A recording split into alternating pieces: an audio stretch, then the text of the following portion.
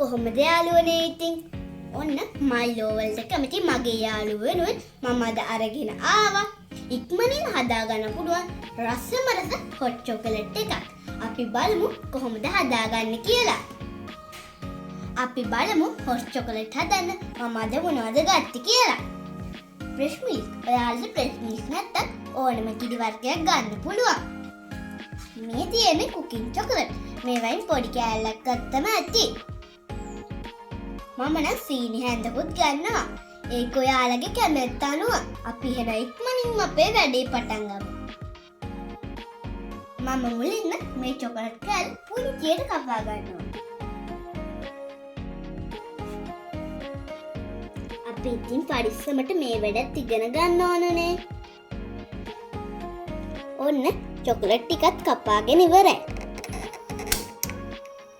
දැන් අපි භාජනයක් ලිපේ තියලා කපාගත්තු චොකලට් ටික තමයි මේ එකතු කරන්නේ. චොකලට් ටික මේ වගේ දිය වෙනකොට අපි දැන් වතුර ටිකක් එකතු කරගන්නවා. දැන් අපි සීනි ටික එකතු කරගෙන හොඳින් මිශ්‍ර කරගන්නවා.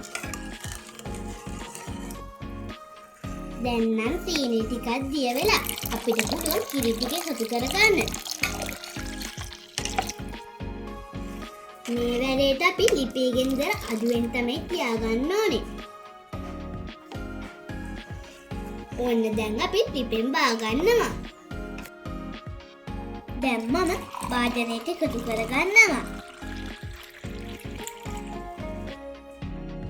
බඩගින්න නම් තවත් වැඩි වුණා.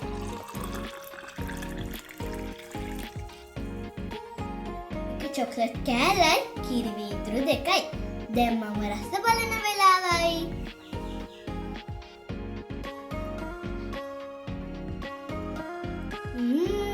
හරිම රසයි.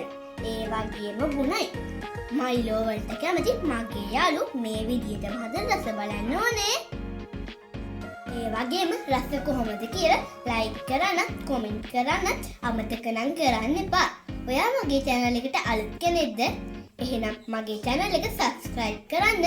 බෙල් බටන් එක ඔබන්න අමතක නම් කරන්න එපා. ඔයාලා හැමෝටම සුබම සුබ දවසක්. බොහොම ස්තුතියි.